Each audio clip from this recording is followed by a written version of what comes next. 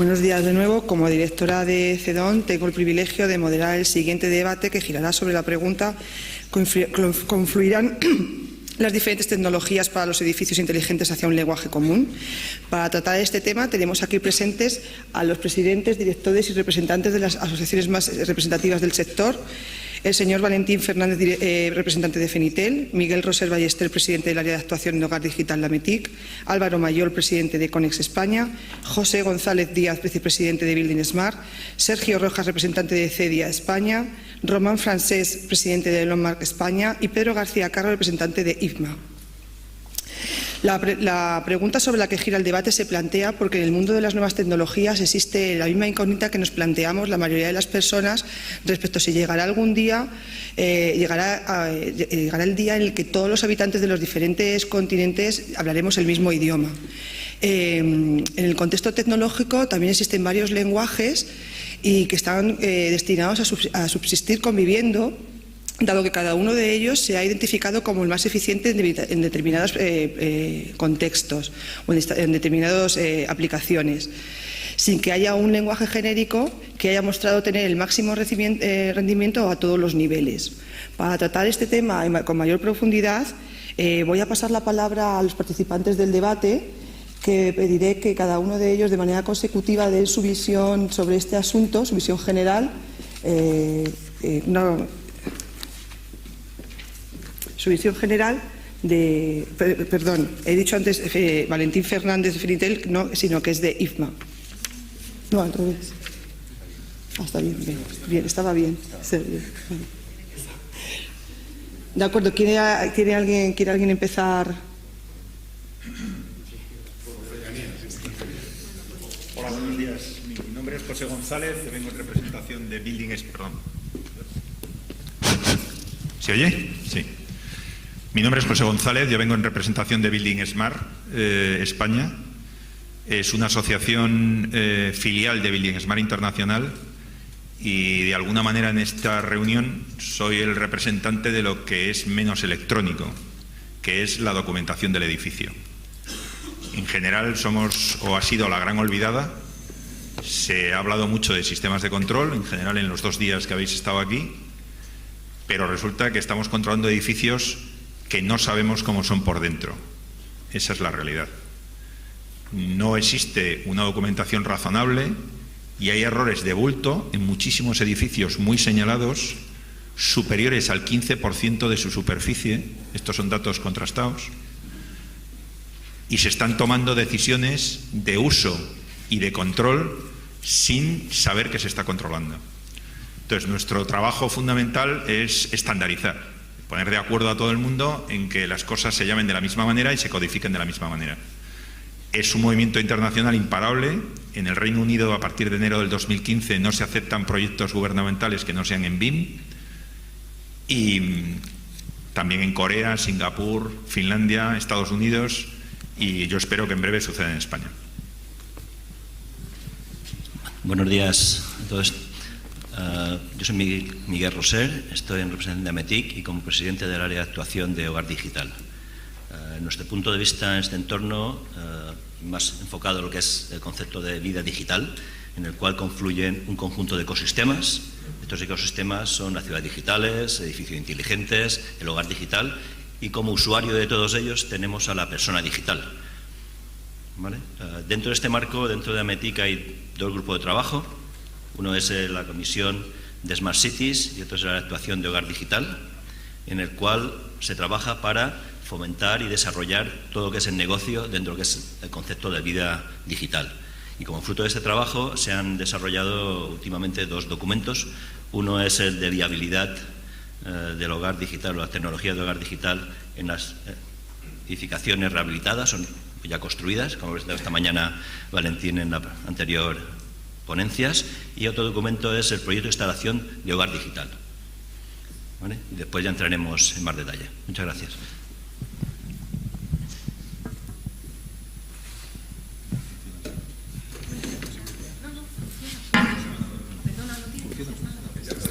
¿Se me oye? Sí. Soy Valentín Fernández, estoy en representación de Fenitel. Fenitel es la Federación Española de Integradores e Instaladores de Telecomunicaciones, abarca más de 800 empresas. Éramos muchas más antes de la crisis, pero la parte, por lo menos no solo la parte de la construcción y otras empresas, sino lo que es el tejido tecnológico, TIC, ha sufrido mucho en este país también con la crisis, pero digamos que las que han quedado están sólidas y preparadas para seguir avanzando. Hemos estado involucrados desde el principio del concepto del hogar digital y ahora seguimos desarrollando el concepto de la Smart City y dentro de la Smart City el concepto del edificio inteligente. Yendo con una visión rápida sobre nuestra visión respecto a la mesa, creemos que en general dentro de los diferentes ecosistemas que podemos encontrar, la Smart City, la comunidad digital, el edificio inteligente, el hogar digital, habrá ecosistemas propios con tecnologías propias, pero que hacia afuera tiene que haber necesariamente una convergencia de estándares, de protocolos. Es necesario y para nosotros es evidente que esto ha de ser así por varios motivos. El primero es para que los servicios puedan llegar desde la esfera más amplia que podríamos caracterizar como la Smart City a la más pequeña, esa celdita que es el hogar digital. De alguna manera tienen que comunicarse, luego podremos poner ejemplos, diversos ejemplos, y que dentro de cada sector, dentro de cada burbuja puede haber estándares particulares, o sea, particulares quiero decir no abiertos, para que correspondan a distintos servicios. Es necesario de todas maneras que exista una cierta homogeneización para que pueda existir algo que nosotros creemos imprescindible, que es el mantenimiento. No solo es importante el proyecto, la instalación, la realización, sino que muy importante, antes se ha mencionado el concepto de mantenimiento. Las tecnologías modernas tienen que ser mantenidas, ayer lo decía el presidente de los administradores de fincas, las tecnologías cada vez más, las ICTs, todo lo que se va instalando en las edificaciones modernas, tiene que ser mantenido y para eso es importante que haya un cierto grado de normalización. Buenos días, soy Román Francés de la empresa E-Controls, somos fabricantes de equipos de control para clima e iluminación para edificios y vengo en representación de Lomark España. Lomark es la asociación de fabricantes y de integradores de productos con tecnología Loanworks. Pienso que en la charla de hoy, la mesa redonda, tiene una connotación muy interesante porque las distintas tecnologías, al final, en los edificios no vamos a encontrar una única tecnología, sino que de alguna manera lo que tenemos que buscar son fórmulas para que los edificios coexistan con diferentes tecnologías y yo creo que un poquito la conclusión, o aunque sea el inicio de la charla, veremos que en un edificio es prácticamente imposible de que exista un único protocolo. Con lo cual, lo que buscamos nosotros desde la asociación, evidentemente, es potenciar y explicar qué se puede hacer y de qué manera con productos, trabajando con tecnología LON y con protocolo LON, y qué ventajas y qué mejoras proporcionan y aportan a los edificios. Hola, soy Sergio Rojas, vengo en representación de Smart Business España, Smart Business de CEDIA. CEDIA España es una organización a nivel mundial que representa más de 3.300 empresas, más de 20.000 instaladores o profesionales del sector y logra cubrir tanto instaladores como fabricantes en el sector residencial. Respondiendo a la pregunta que es de este debate, nosotros pensamos, y creo que lo vivimos desde el usuario mismo, que ya estamos viviendo de cierta forma esta estandarización, estas alianzas, estos protocolos en la vivienda. Sin embargo, hay que entender que muchas de estas alianzas, de estos protocolos, van y son apuestas directamente de la empresa privada y que de cierta forma estas apuestas pues hay que tener mucho cuidado con lo que pasa en estos sectores, precisamente por las crisis y por los movimientos y por los cambios que estamos viviendo, pero también entendiendo que sin estas apuestas privadas, de cierta forma, no estaríamos viviendo el entorno tecnológico que estamos viviendo todos. Básicamente creo que la estandarización es necesaria. Lo que estamos viviendo desde CEDIA es que esos protocolos van a alimentar ciertos elementos periféricos. Como decía anteriormente, a nivel central, pues probablemente tengamos ciertas máster, ciertos controladores propietarios de ciertas marcas, pero que a nivel periférico nos permitan intercomunicarnos de forma fácil, coherente, económica con otros dispositivos, ¿no? Luego, si quieren, entramos a ver un poco más diferentes protocolos, diferentes formas de verlo a nivel de usuario, pero que vemos que esto no viene se va creando día a día, y que, por ejemplo, protocolos y estándares de hace un año, pues los estamos teniendo todos los usuarios actualmente en nuestras viviendas. Bueno, buenos días. Soy Álvaro Mayol, me parezco bastante a la persona que presentó ayer de Dicomat Vago. Gracias, Estefan, por la doble oportunidad. Aunque hoy vengo como representante de CANX España, presidente de CANX España, que desde este pasado mes de junio. Efectivamente, el tema de las tecnologías, diferentes tecnologías, yo coincido con Román también que va a seguir estando ahí. No tenemos tampoco por qué inventar siempre la rueda. Si miramos la automatización industrial, en la automatización industrial no hay un único bus de campo, un único estándar, una única tecnología. Hay 10 o 12 de ellas que son estándares mundiales y que, bueno, en función de la aplicación se utiliza uno, se utiliza otro, ¿no? Yo creo que es un poco la línea de trabajo en los edificios igual. Pues quizás para iluminación hay más un bus DALI que prima más, igual para tema de sensores es más KNX, igual Longus y Bagnet, la entrada igual está más por la parte de clima que decíamos ayer. Para mí lo importante, y era un poco la ponencia también de ayer, que hacíamos un fabricante, lo importante es que el sustrato que hay abajo sea común, ¿no? Y ahí es donde Cernet e IP, yo creo que por economía y por todo lo que veíamos ayer, pues es una solución bastante interesante. Pero tampoco hay que volverse locos con estos de estandarizar o de que una tecnología mate a la de al lado, ¿no? Porque, como insisto, como decía al principio, en industria desde luego no es así, y la automatización industrial funciona estupendamente en petróleo, en agua, en un montón de cosas, de instalaciones diferentes de energía, y no pasa nada porque hay diferentes tecnologías, en mi opinión, ¿no? Gracias. Bien, muchas gracias por vuestra presentación y vuestra intervención. A mí me gustaría que, para comenzar el debate, dado que el título es si convergerán las diferentes tecnologías hacia un lenguaje común, es analizar si realmente la existencia de diferentes tecnologías es todo un problema, o cuáles son las ventajas y las desventajas de que existan diferentes tecnologías, y si es necesario llegar a un lenguaje común en todos los contextos, por ejemplo, en el caso del hogar, del edificio. Querría saber vuestra opinión respecto a esta cuestión. ¿Quiere alguien tomar la palabra?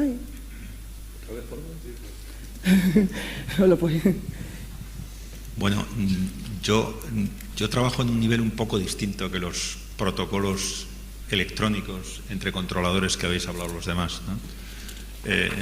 Building Smart está intentando estandarizar todos los componentes de los edificios. Parece imposible, pero estamos hablando de todos los componentes de todos los edificios. Estamos hablando de muros, ventanas, bombas, climatizadores, de todo. Y quien lo va a conseguir son las herramientas que va a haber. El que no sea estándar simplemente no podrá usar determinadas herramientas. No quiere decir que solo haya un estándar, pero quiere decir que en determinadas aplicaciones habrá que ser estándar para poder usar, por ejemplo, herramientas de control de iluminación o de simulación de la iluminación futura. Porque todo se va a hacer dos veces. Todo, las reformas y los nuevos edificios se van a hacer primero en virtual y luego en real. Y esa conexión, que ahora mismo son islas totalmente separadas entre los que diseñan edificios y los que luego los usan, eso se está diluyendo, ¿eh? Ahora mismo hay proyectos en España, y mi empresa BOD está haciendo alguno, en que están integrándose modelos BIM, sistemas de control y analítica energética para sacar conclusiones. Y todo eso, para hacer común todo eso, es un desastre, porque cada cosa habla un idioma distinto. Entonces, simplemente es imparable. No será uno solo, tienes toda la razón, pero va a haber que sumarse a una de las bandas, porque si no te vas a quedar fuera. para mí siempre un poco, perdona, porque saltamos un poco el turno para hacerlo más dinámico también, ¿no? El concepto estándar, una cosa es que el estándar KNX vaya a tener supremacía sobre el de Longworth o sobre el de Bagnet o sobre lo que sea. Quizás eso es lo que, como te digo, no estoy tan de acuerdo. Lo que sí es importante, en mi opinión, que tanto KNX en sí sea estándar, es decir, que sea multifabricante, que sea un protocolo abierto, que sea, vamos a decir, sencillo, y que la propiedad, que el usuario, el integrador, el promotor, que tenga la garantía que yendo con KNX o yendo con LON o yendo con otra tecnología, que verdaderamente sea una tecnología estándar. O sea, más que el estandarizar la tecnología, porque es una tecnología estándar, que en el fondo es diferente, ¿no? Y que sea multifabricante y que sea abierta y que hay una posibilidad de no cerrarte a una única posibilidad, ¿no? Es más, yo el concepto estándar que debe primar, ¿no? Bueno, lo que sí que hemos visto en estos últimos años, estos últimos pocos años, es a través de los fabricantes pues que hemos ido lanzando pasarelas multiprotocolo, porque lo que está visto y está claro es que por diversos motivos, drivers de mercado, pues o temas un poco pues de historia, han prevalecido unos protocolos frente a otros en las diferentes partes del edificio, y hoy día pues a nadie se le ocurre plantear un control de iluminación, por no poner ni KNX ni LON, control de iluminación sin DALI, ¿no?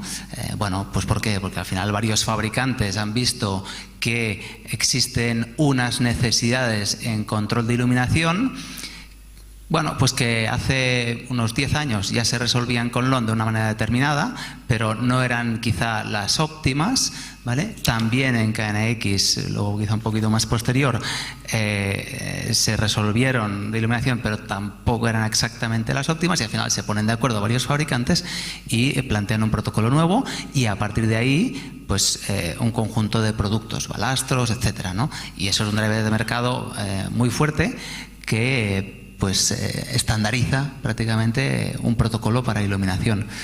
Bien, llegado a este punto, pues al final estamos viendo en el mercado que, bueno, pues tenemos que desarrollar pasarelas, porque en un edificio todo eso tiene que comunicarse y todo eso tiene que hablar unos con otros, ¿no?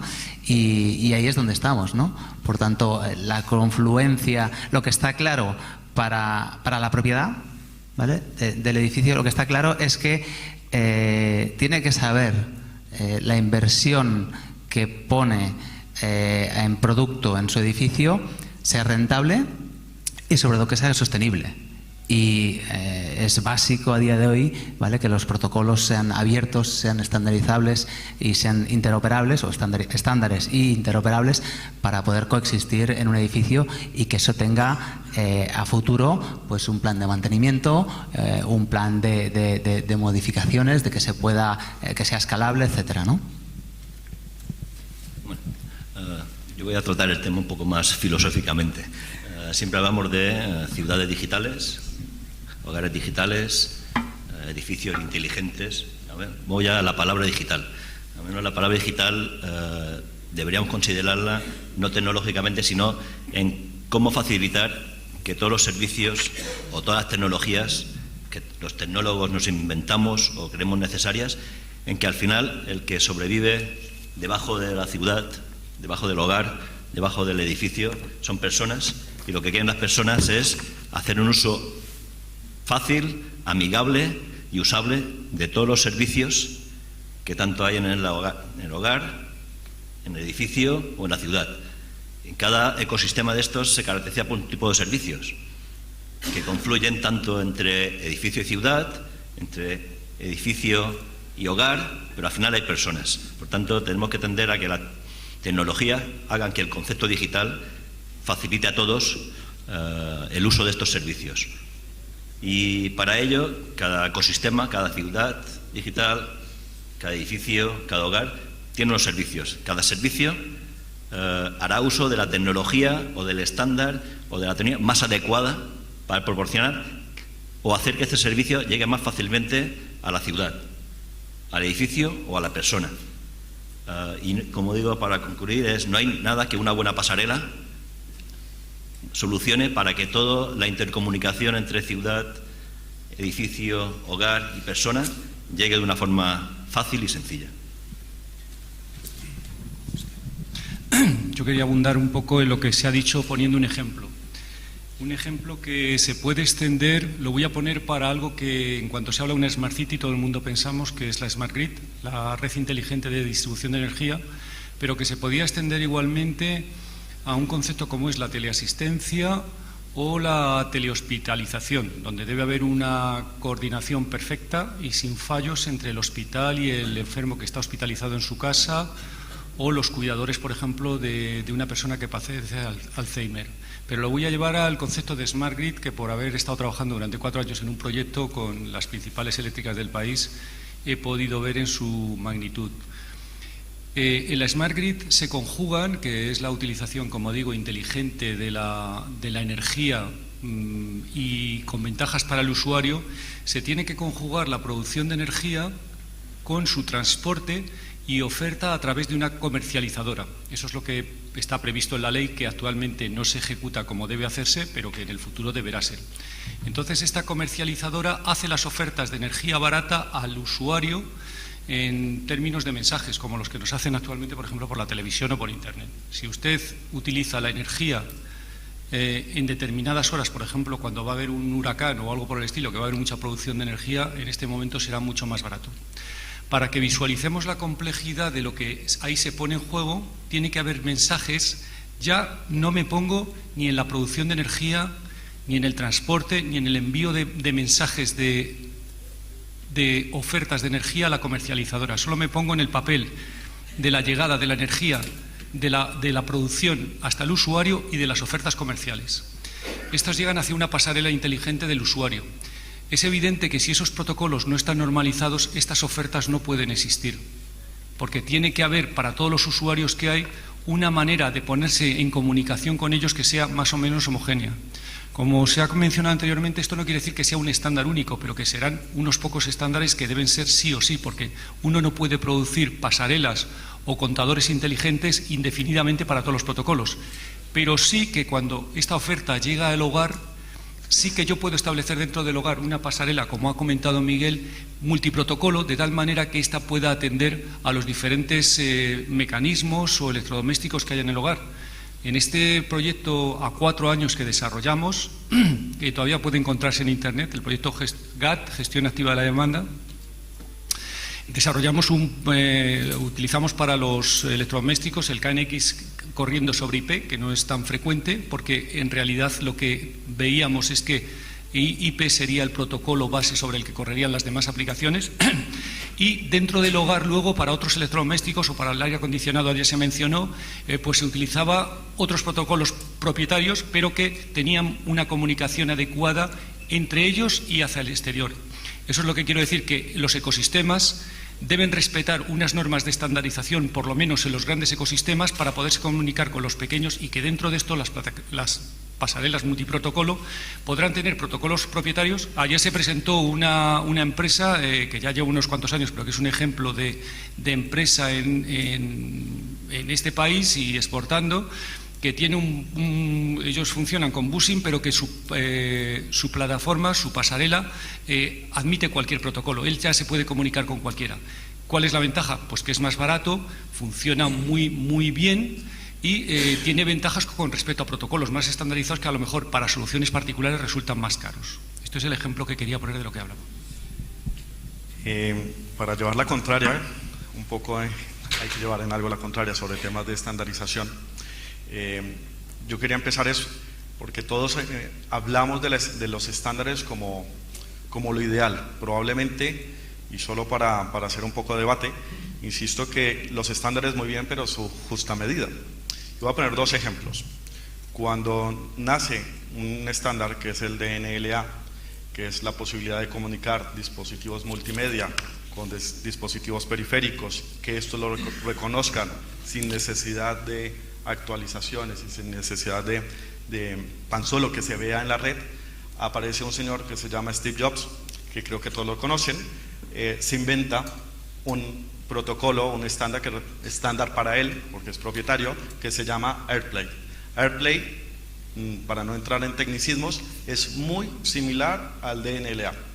En este momento, En muchos de los sistemas que todos tienen en el hogar, y estamos hablando de procesadores, amplificadores, televisiones, todos tienen dos sellos. No sé si se han dado cuenta, un sello de DNLA y otros que dice AirPlay. Solo uno es estándar, que supuestamente es DNLA. AirPlay es propietario. Sin embargo, todos los que usamos iPad utilizamos un protocolo todos los días en nuestras viviendas y no es propietario. Sin ese estándar, digamos que de cierta forma la tecnología también se vería reducida a los niveles de la estandarización. Un presidente de una empresa muy grande que precisamente hace productos no estándar, no diré el nombre, una vez me comentó, decía, oye, el problema de la estandarización es que una gran idea, cuando logras democratizarla tanto, se reduce a la mínima expresión. Es decir, se genera una superidea y a partir de esa superidea, para dar la capacidad de que mucha gente, muchas empresas, muchos intereses entren a ser parte de esa idea, pues digamos que se diluye a nivel tecnológico, a nivel de ilusión, a nivel de prestaciones. Y desafortunadamente en este mundo tan global, cuando tienes una gran idea o lo logras vender a todo el mundo, o desafortunadamente las grandes ideas desaparecen en el corto periodo de tiempo. Sí, por parte de LON, ¿tienes algo que comentar a esta cuestión? No. Vale, bien, veo que no hay unanimidad en este sentido respecto a la conveniencia de los estándares o no estándares. ¿Vosotros pensáis que se puede diseñar un edificio con un solo lenguaje tecnológico?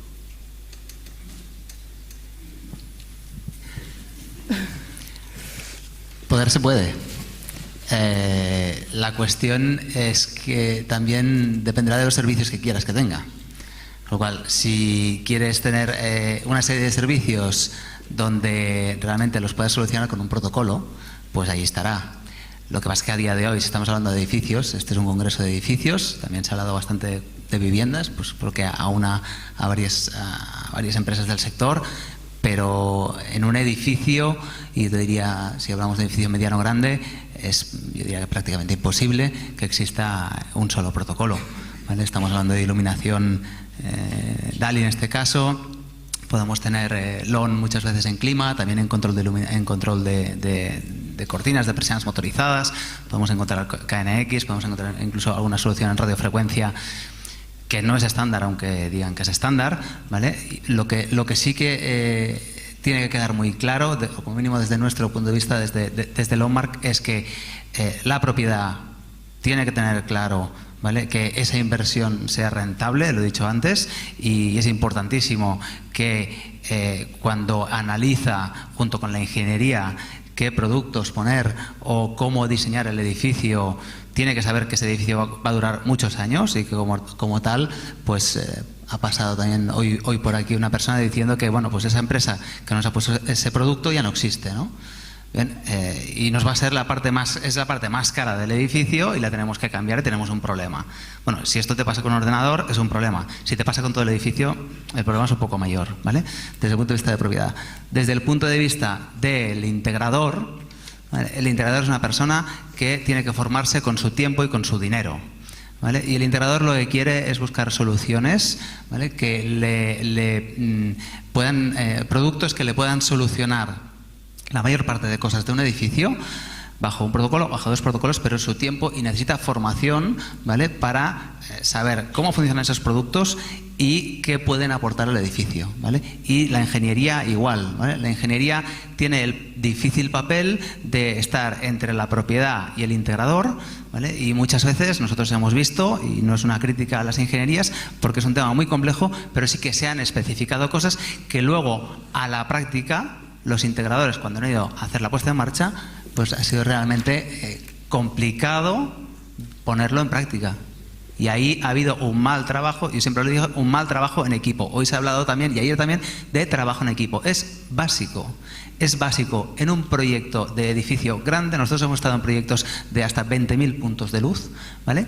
Os podéis imaginar 20.000 puntos de luz, 1.500 stores, etcétera.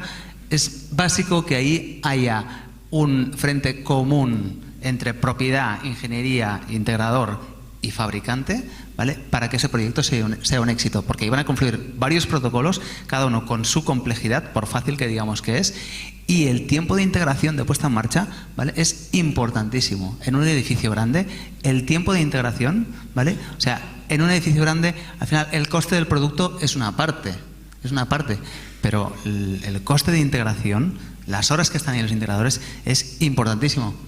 Y es importante que todo eso se resuelva en el presente y a futuro en el plan de mantenimiento del edificio. Sí, por aumentar en lo que estás diciendo, por incrementar las razones de lo que estás diciendo, es que el edificio, pensemos que no solo es la puesta en marcha, es el mantenimiento, que luego es todo el periodo de vida del edificio, y que en ese periodo no solo hay tecnologías que van y vienen, sino empresas. Es fundamental que una empresa que se hace cargo de mantenimiento pueda entender lo que han hecho otras o lo que existe ahí puesto desde el pasado. Esto es un tema muy crítico y de hecho se han visto muchas veces instalaciones que han tenido que ser cambiadas completas porque ha desaparecido todas las especificaciones y todo lo que había puesto al respecto, con lo cual la propiedad sufre ahí un quebranto enorme. Eso es muy importante que se tenga en cuenta a la hora de diseñar el edificio inteligente, que a mí me parece que el edificio inteligente es inteligente su planteamiento, inteligente su implementación, inteligente en su mantenimiento, pero sobre todo es inteligente en su explotación. Eso es fundamental. Si pensamos que un edificio vive 50 años, estamos usando tradiciones de cuando los edificios eran unos muros que no cambiaban en los 50 años, porque hay castillos que lleven 200 o 300, pero ahora los edificios ya no son así. Y cuando decimos que son inteligentes, es que inteligencia es la capacidad de adaptarse. Y se va a tener que adaptar durante 50 años. Tenemos que dejar documentación, protocolos, pero no solo planos. No puede ser lo que tenemos. De verdad, es un desastre. Nosotros, en la empresa en la que estoy yo, nos estamos enfrentando con clientes que dicen, mira, es que tengo mi edificio y no sé lo que tengo. Y nos meten en su almacén, en su archivo, dice, bucear ahí, que tenemos que sacar un permiso. Esto de verdad que es así. No hay documentación de las cimentaciones, pero es que no hay documentación de las salas de máquinas. Pues, si eso pasa en la parte legible por las personas, en la parte electrónica puede ser un desastre, ¿no? Entonces, la estandarización aparece como una necesidad porque dos personas se comunican. Y resulta que en los edificios no son dos personas, son muchas personas durante 50 años. Eso es imparable. Es imparable. No es un capricho que hablemos de estandarización de protocolos y de estandarización de documentación del edificio. Es inevitable. Y es un movimiento a nivel mundial. Aparecerá gente tan fuerte como Steve Jobs, esperemos que sea igual de genial, haciendo sus universos, pero en el fondo Steve Jobs estandarizó en su mundo un montón de cosas juntas y fue el primero que las pegó. Entonces, la estandarización viene de que mucha gente tiene que utilizar lo mismo. Y eso quiere decir que es una necesidad que se entiendan. Y eso, de verdad, no hay quien lo pare, pero no hay quien lo pare porque están saliendo leyes a nivel mundial que lo hacen exigible. Bueno, respondiendo a la pregunta, y digamos que partiendo de lo que decía Román, básicamente los protocolos tienen que convivir continuamente en un edificio, y cada edificio es un ente totalmente dinámico y que se tiene que ajustar a las necesidades de cada usuario. Una vivienda, por ejemplo, los que nos hemos dedicado gran parte como integradores y que trabajamos en el mundo de las viviendas, pues una vivienda es un edificio extremadamente inteligente, es decir, tiene que ser un edificio, un espacio en donde se debe adaptar de forma dinámica a las necesidades de cada usuario. Es muy diferente que hoy amanezca enfermo, mañana hago una fiesta, tengo una cena, tengo hijos pequeños, crecen, son adolescentes, se van de casa, y lo que decías, tiene que durar pues al menos 50 años, ¿no? Por lo que dicen. En un edificio, digamos que es un poco, en un entorno un poco diferente, es más los horarios más fijos, más establecidos, cero democratización, esta es la iluminación que corresponde para todos, esta es la climatización que nos toca a todos, pero de cierta forma, digamos que los criterios para manejar un edificio no solo va a nivel de variables tipo de iluminación y climatización, sino también variables de confort, ¿no? Oye, ¿cómo logro que conectando un ordenador se vea bien, con una buena resolución, con un buen contraste, que cualquier dispositivo que yo tenga en la mesa pueda proyectar, que se escuche bien, que no tenga problemas de ecos. Es decir, hay una cantidad de requerimientos técnicos que necesariamente requieren de diferentes tipos de protocolos que se comuniquen y se adapten a las necesidades de cada edificio. Estamos hablando de que la duración de la instalación de estos sistemas requiere 50 años, 40 años. ¿Se ha estimado cuál es el periodo del ciclo de vida de estos sistemas actualmente?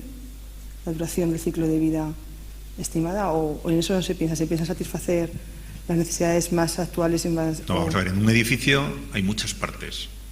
La parte dura se estima, por lo menos se hace un edificio para que dure 50 años. Los edificios normales. Eso es así realmente. Eso es así.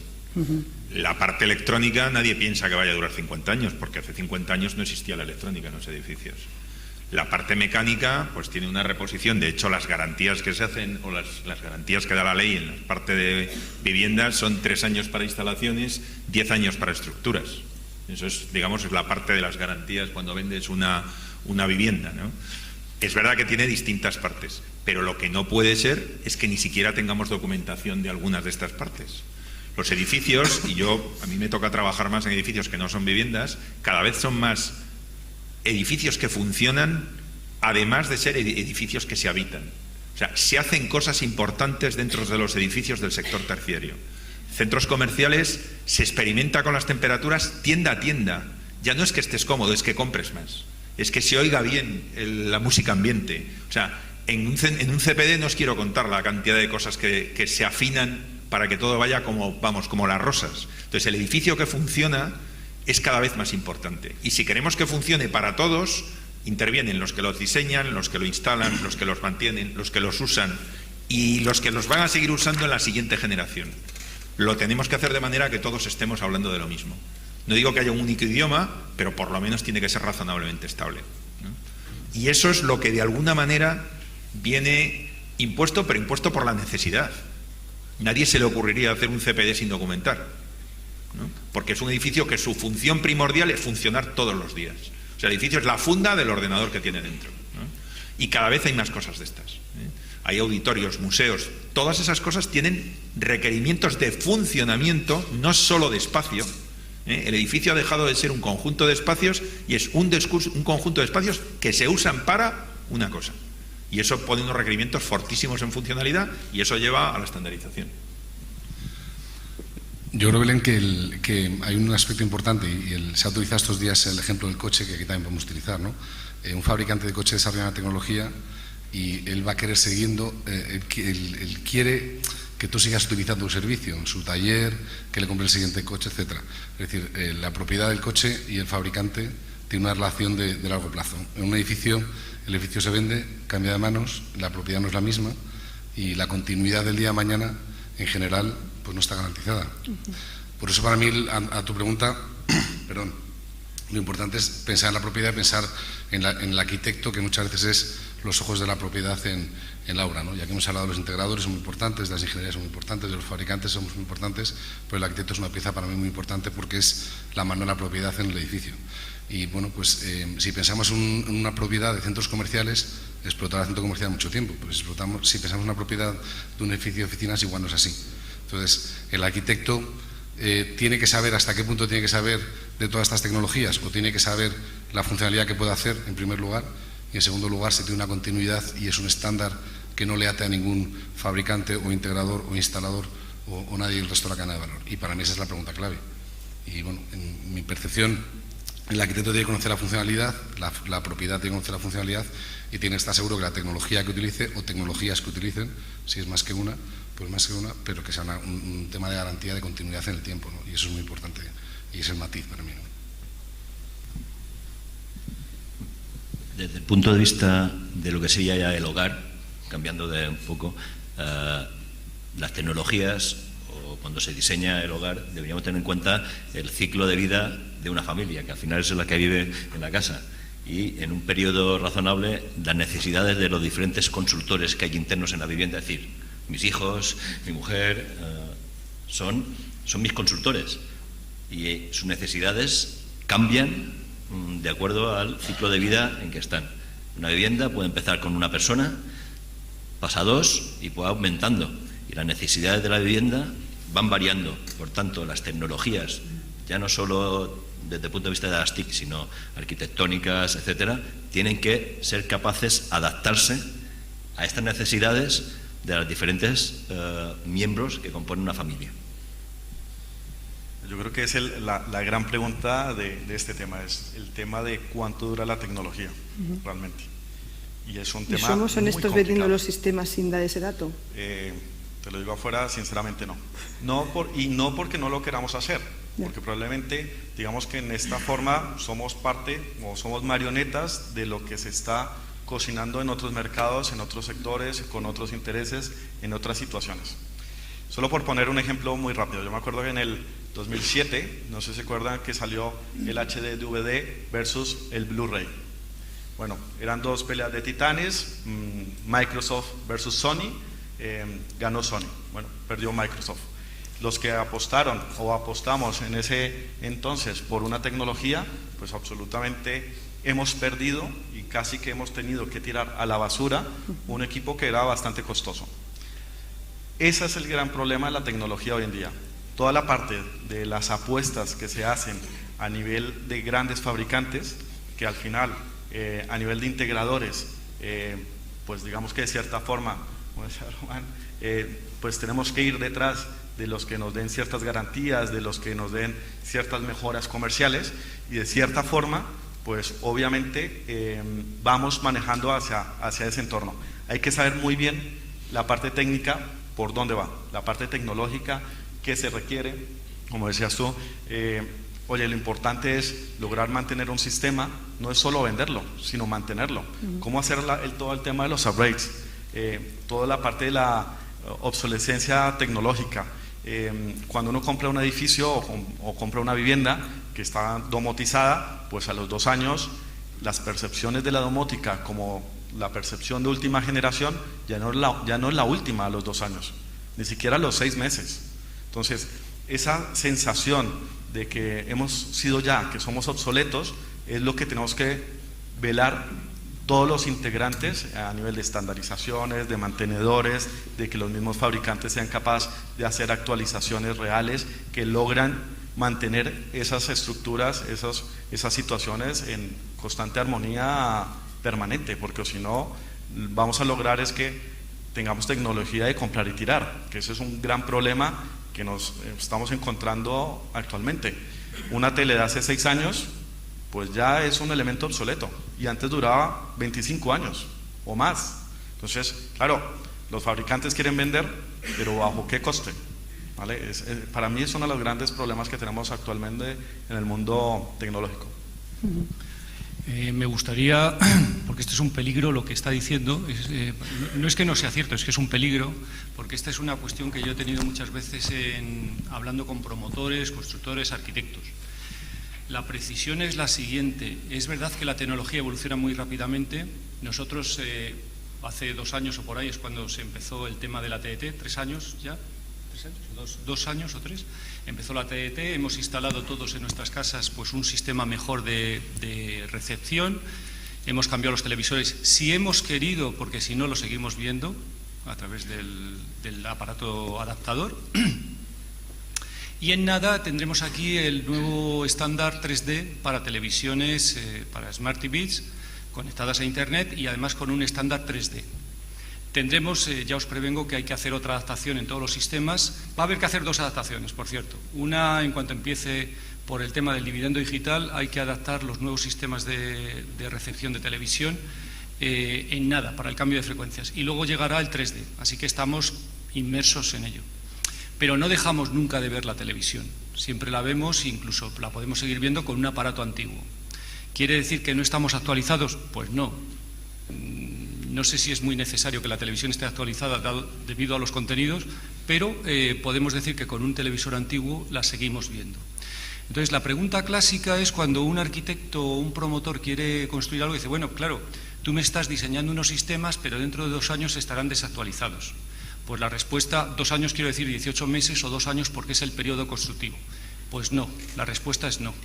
porque un proyectista que haya hecho el primer diseño, antes lo hemos comentado cuando el tema de la rehabilitación del hogar digital, el proyectista el que haya hecho el diseño y el integrador luego que lo va a hacer, están al tanto de las modificaciones o lo que está avanzando la tecnología para poder cambiar e introducir al final de cuando le corresponde instalarse las TICs dentro de la vivienda, poder poner lo último o más barato que lo que previamente se había concebido, porque se han abaratado los costes. Eso también es la ventaja añadida, que se suelen abaratar los costes o multiplicar la potencia de los sistemas TICs. Es decir, cuando se entrega la vivienda se puede entregar actualizada con la tecnología. La pregunta siguiente es, bueno, pero claro, las tecnologías avanzan tan rápidamente que claro, que enseguida quedan de desuso. Pues tampoco, porque siguen prestando el servicio para el que fue diseñado. Se les vendió un servicio a la propiedad y ese servicio sigue en funcionamiento. Yo tengo un coche hace 10 años y nunca he preguntado cuál es el estándar del airbag que tiene. Lo único que espero es que funcione en su momento determinado. Pero yo no pregunto ni cuándo fue concebido ni de cuándo es ese estándar. Es decir, los servicios, las tecnologías prestan los servicios que fueron concebidos. Si mejoran las tecnologías podremos actualizarlo. Por eso digo que es tan importante la labor de los instaladores, integradores, mantenedores, porque ellos son los que pueden ir actualizando esa tecnología o darle más potencia. Pero el usuario en cualquier caso no perderá los servicios que contrató y compró. Eso es lo que quería puntualizar respecto a lo que se ha dicho. Estoy totalmente de acuerdo y bueno, en nuestro caso como KNX hablamos ya de décadas, no de años de existencia, ¿no? Entonces son décadas y es una asociación independiente en Bruselas, internacional, compuesta por un montón de participantes a tecnología, muchos de ellos fabricantes, otros no fabricantes, pero evidentemente los fabricantes están ahí, estamos interesados en desarrollar el siguiente paso de forma conjunta, porque ya se ha conseguido un estándar que es multifabricante, que se garantiza que un cacharrito nuestro funcione con un cacharrito de otro fabricante, y eso es lo que yo creo que tiene que garantizar, además de esa funcionalidad, que la evolución está garantizada. Llevamos ya así décadas y en principio lo normal es que KNX siga siendo un estándar durante muchas más décadas, ¿no? Quizá más que hablar comentabas de vida de los productos, que evidentemente pues garantizamos la vida de los productos. Bueno, la ley marca 2 años, pero evidentemente un producto tiene 20, 30 años de vida. En cualquier caso, LON fue, yo diría, la primera tecnología así de control estandarizada en el mercado. Nació en el año 89, si no recuerdo mal. Luego LONMARK se estableció en el año 91, 92. Y bueno, ya estamos. Quiero decir que hay productos que desde el buen principio de LON y siguen funcionando, ¿no? Pero a día de hoy yo creo que el mensaje es un poco diferente. El mensaje es qué tiempo de amortización, ¿vale?, tienen los productos, ¿vale? Un ordenador está definido 4 años, si no recuerdo mal, por normativa, etcétera, o por ley, ¿vale? ¿Cuál es el tiempo de amortización de los productos?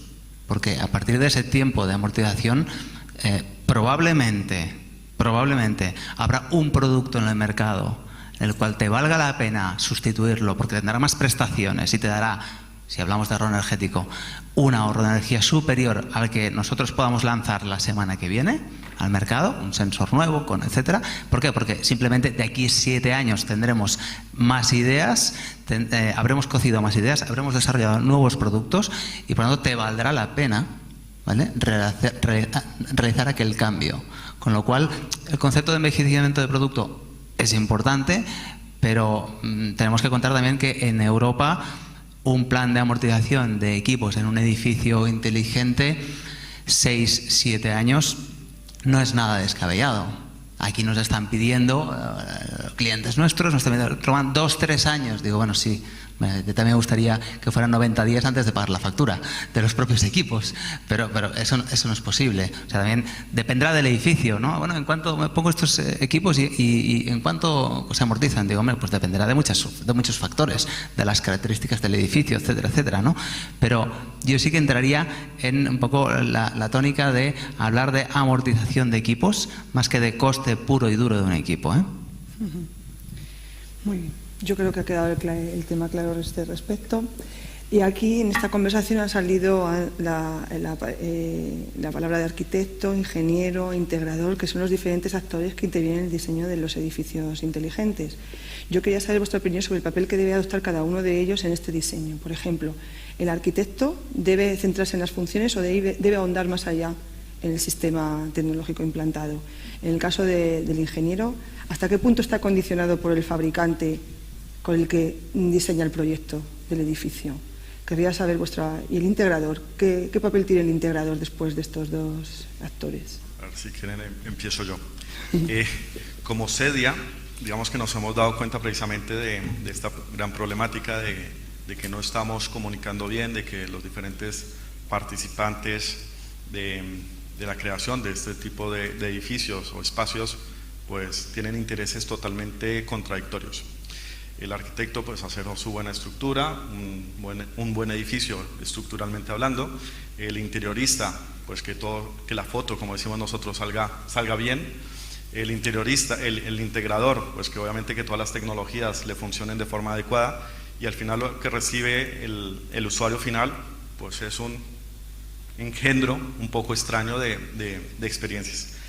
Desde CEDIA a nivel internacional, digamos que sí hemos intentado realmente promover un conocimiento a través de cursos de formación para toda la cadena, es decir, para arquitectos. ¿Qué tiene que saber un arquitecto antes de ponerse a elaborar su plan o su proyecto en AutoCAD para que logre saber qué pedirle al instalador, qué pedirle al integrador?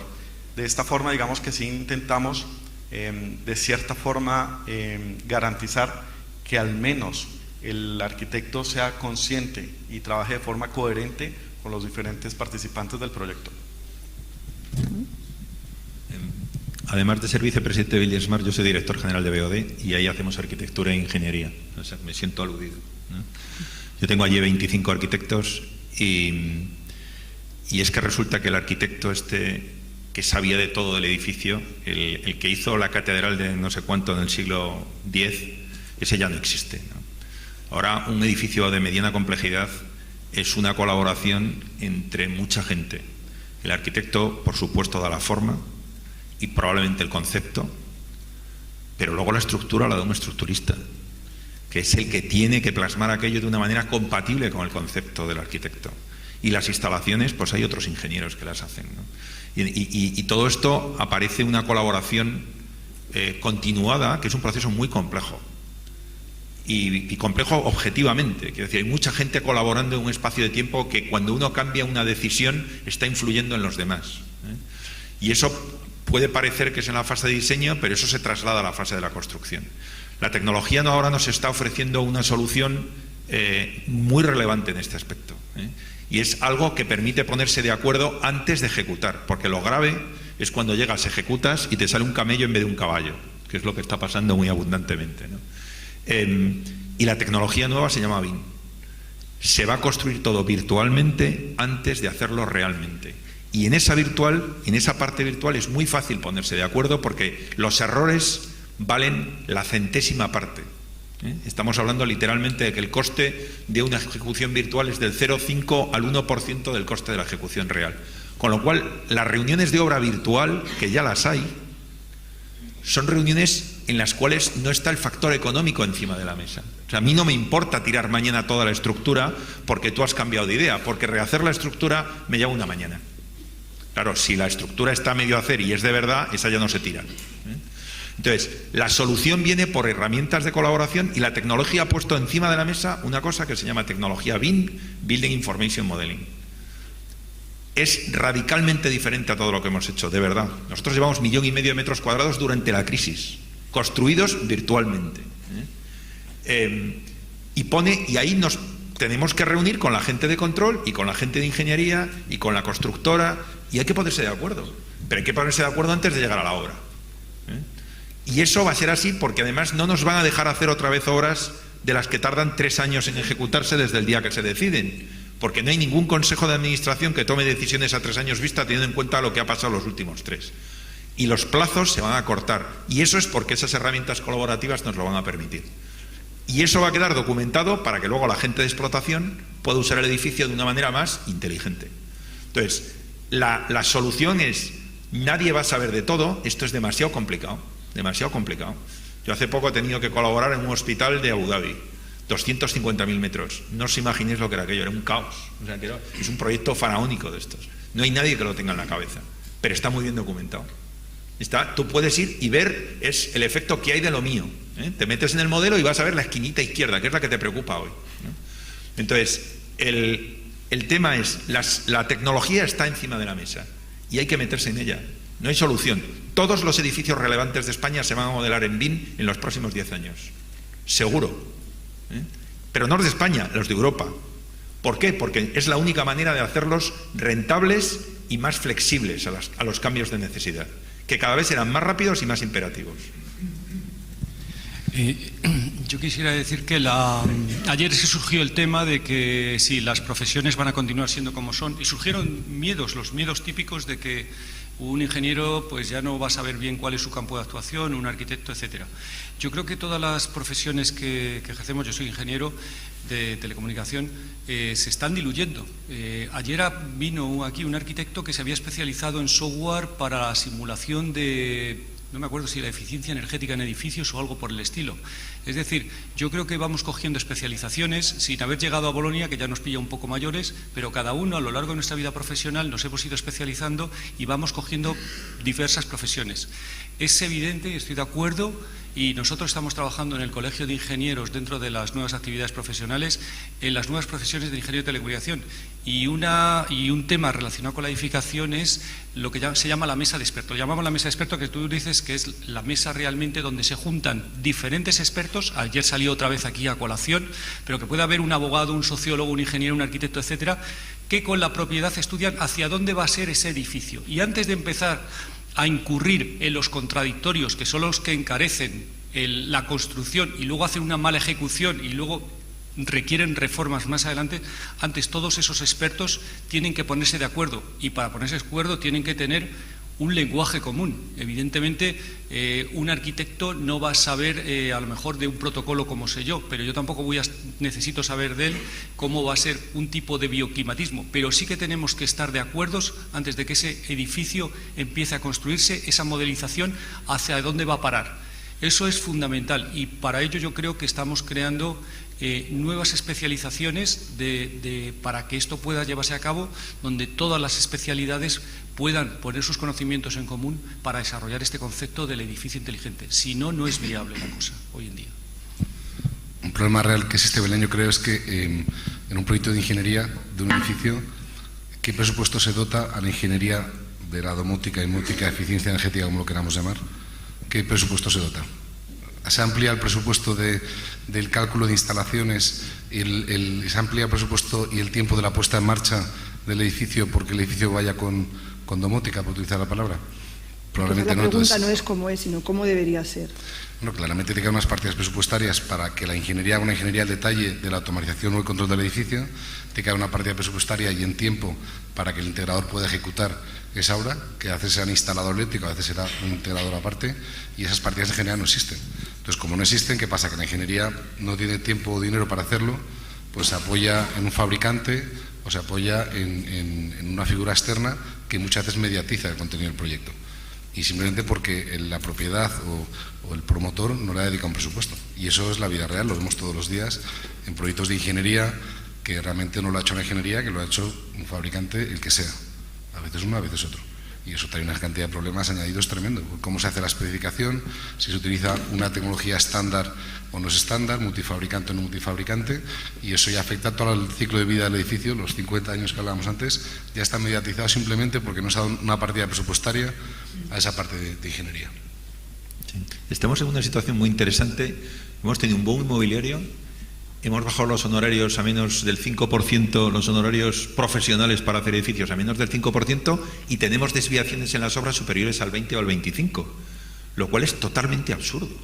O sea, estamos racaneando el 1% al que tiene que evitar las desviaciones del 25% y nos quedamos impávidos, somos felices, ¿no? Eso no se sostiene. No se sostiene porque ya no se aguantan las desviaciones del 25%. Hacen falta proyectos que sean verdad, pero no lo aguanta la propia constructora. Hay un dato muy interesante. En Estados Unidos, durante toda la crisis, el único subsector que ha seguido creciendo del área de arquitectura y construcción ha sido el de proyectos que iban con construcción, proyecto y construcción. O sea, los usuarios ya no quieren las desviaciones del 25%. O sea, que yo contrato a dos y cuando no se ponen de acuerdo yo pago el 25%. No, eso ya no pasa más. Entonces, eso Desafortunadamente estamos como estamos en España, pero eso va a cambiar porque va a poner el peso en que el que diseña no se va a poder equivocar tanto. Y la tecnología nueva, perdonadme que insista, pero es que vuelve a pasar lo mismo. Una cosa increíble, las mediciones de las obras o de las reformas, sabéis los errores que tienen. La tecnología nueva quiere decir que lo modelas y lo mide el ordenador. No hay error posible. No hay error posible. Yo esta discusión la he tenido con constructoras que no se lo creen. Los planos, que ya no hay 1000 planos, hay un modelo del cual se sacan los planos que sean necesarios, todos dicen lo mismo. Ya no hay un plano que diga que hay 4 pilares y otro que diga 5. Ha desaparecido. O sea, no va a haber espacio a los errores a cambio de trabajar un poco más en la fase de proyecto. Eso está cambiando radicalmente. Y va a volver, el poder va a volver un poco al diseñador, porque va a tener la herramienta para poder ejercer el poder, que es el modelo.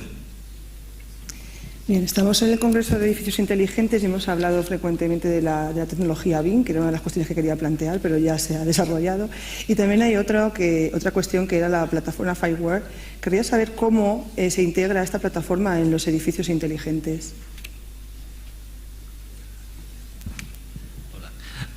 Bueno, lo que es Fireware es una plataforma, es una iniciativa de la Unión Europea que lo que intenta es, a ver cómo lo promocionar o desarrollar todo lo que es el tejido industrial para facilitar el desarrollo de aplicaciones a pequeñas y medianas empresas. ¿Vale? Su presentación o puesta en escena fue hace una semana, si no me equivoco fue en 17 o algo así de octubre en La Magdalena en Santander, y es multidisciplinar.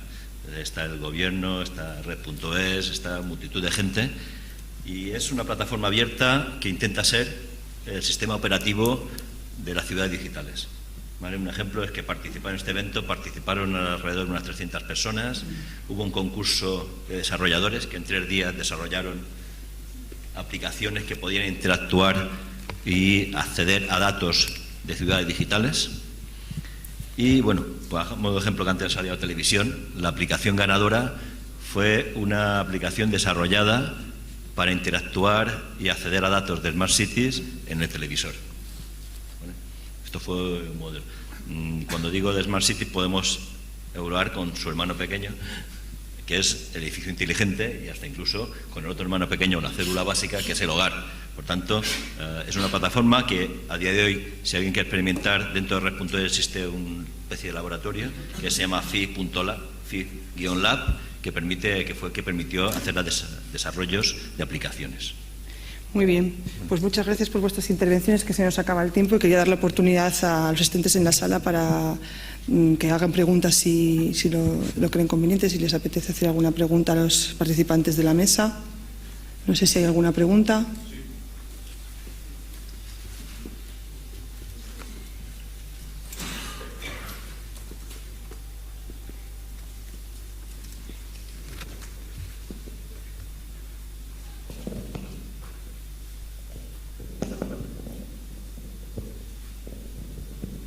Mi nombre es Miguel Ángel Esteves, soy arquitecto y, bueno, de entrada doy las gracias al representante de KNX, que ha dicho que los arquitectos tenemos un papel importante, pero lo que yo quería un poco decir es ir en contra de esa tesis de que un edificio dura 50 años. Eso es completamente falso. Un edificio dura muchos más años. Los ingleses tienen edificios que llevan 300 años, que son vivientes y que se conservan de generación en generación. No somos tan ricos como para poder tirar hoy día un edificio. Incluso esa cosa que existía en la ley del suelo, de que un edificio cuando valía menos del 50% entraba en ruina, habrá que cambiarlo. No podemos tirar un edificio y decir que un edificio que queda siempre una parte que es útil, la estructura generalmente, y una serie de cosas que valen un 30, un 40, un 50%, hay que tirarlo. Tiene que ser sostenible. El tirar eso es producir pues residuos urbanos que van a dar lugar a hacer nuevos ladrillos que van a consumir más anhídrido carbónico, más CO2 y hacer una serie de cuestiones. No puede ser. Los edificios duran mucho más y tenemos que ir a que duren en el tiempo. El criterio que tenemos de que un edificio dura 50 o 100 años, 50 si son edificios terciarios y 100 años si son edificios de vivienda, viene de una cuestión, que es lo que estableció la ley, la ECO 805, que es la que proporcionó la valoración hipotecaria. Son criterios economicistas, igual que Hacienda dice que un edificio pues, se amortiza en 100 años, o si es un edificio de otra cuestión en 50. Pero la realidad es muy distinta. Y además, yo creo que la arquitectura sigue siendo la de siempre. Quiero decir que los edificios, lo dijo Vitruvio, son sólidos, son bellos y son útiles. Esa utilidad es el continente que puede cambiar en el tiempo porque efectivamente los edificios cambian de uso. Y al cambiar de uso hay que modificar la estructura interna, no lo que son los acabados, lo que es también determinadas instalaciones y determinadas cosas que habrá que adaptar. Pero un edificio no podemos decir que dura 50 años. Eso es un disparate. Eso es ir en contra de la sostenibilidad de los edificios. No tengo más que decir. Gracias. ¿Alguna pregunta más? Sí. Bueno. ¿Sí? Sí. Hola, buenos días. Buenos días. Me llamo... Porque estoy hablando dos personas a la vez, pues... de sincronización. ¿Hablo yo por fin? Es igual, ¿eh? Bueno, lo primero, agradecer la intervención, no sé su nombre, del arquitecto que acaba de hablar, y además decir que por mi parte me alegro mucho. Lo de los 50 años me parecía exagerado, yo me hacía las cuentas, pero si una persona se independiza hoy día a los 30 y tantos, ¿no? Es cuando se mete en una hipoteca y cuando termina de pagar han pasado 50 años, entonces ya es cuando tiene que tirarla y comprarse otra, pues realmente me preocupaba el tema, ¿no? Bueno, yo me he presentado, soy Enrique Barrera, soy ingeniero integrador, bueno, ayer estuve hablando. Y entonces sí que quería decir una cosa que aquí se ha comentado un poquito de pasada y no se ha entrado en detalle y me parece interesante, sobre todo porque aquí hay muchas personas que no son especialmente técnicos en lo que se refiere a las instalaciones domóticas, y me gustaría dejarlo claro, ¿no? Y es el tema del mantenimiento. Es una pregunta que cuando vas a un cliente, ayer mismo me la hacía, bueno, ¿qué mantenimiento anual va a tener esto? La respuesta muchas veces que yo les doy es la misma, bueno, ¿qué mantenimiento tiene su casa? Porque realmente, si estamos hablando de productos que están certificados, que tienen una garantía mínima de funcionamiento de 2 años, ¿sí? Y que son productos electrónicos, pues evidentemente tienen una garantía bastante importante. Son equipos que normalmente no tienden a estropearse. Puede haber averías, también se funden bombillas, ¿verdad? Pero nadie pregunta, oiga, ¿qué mantenimiento tengo para las bombillas en mi casa? Con lo cual, es una pregunta que a mí me gustaría desmontar. Es decir, la vivienda domótica, el edificio inteligente, no tiene una gestión mayor, sino que en todo caso la tiene más sencilla y más económica porque precisamente él se autovigila, él se autocuida y pone herramientas de comunicación con los servicios de mantenimiento, abaratando costes, en definitiva. No todo lo contrario, ¿vale? En cuanto a lo que son los estándares, que es otro de los temas que se han comentado aquí, sí que me gustaría hacer un comentario, ya a nivel particular, basado en nuestra experiencia también, bueno, y mirando un poquito alrededor. No tenemos mucho tiempo y tenemos que dar la oportunidad a la otra persona que también quería intervenir. Simplemente casi lo que es una exigencia de las administraciones de que igual que todo el mundo se ha puesto de acuerdo para comunicar un iPhone con un tablet, con un Android, a través de un mismo protocolo que es TCP/IP, no entiendo por qué no se tiende directamente a unificar protocolos e incluso más allá funciones para que efectivamente las infraestructuras de las viviendas y los edificios permanezcan, aun cuando cambien los equipos que incorporan, porque después de 50 años evidentemente a lo mejor hay que andar haciendo sustituciones. Nada más, gracias. Bueno, yo telegráfico respondo, si me permites. Pero telegráfico. En la filosofía de KNX, cambias un componente por otro, igual que en el coche, quitas las ruedas Dunlop y metes las Bridgestone. Esa es la idea de un estándar multifabricante. En el mantenimiento quito un componente que se estropea a los 2 años o a los 20 años y pincho otro que es equivalente y que es compatible. Oye, yo quiero otro telegrama por alusiones. No, es que tengo esperado también. Sí. Oye, lo de los 50 años estaba en un contexto de discusión de tecnologías. Que los edificios duran más de 50 años, no hay más que salir a la calle a verlo. O sea, eso no hay ninguna duda. A ver, 2 palabras.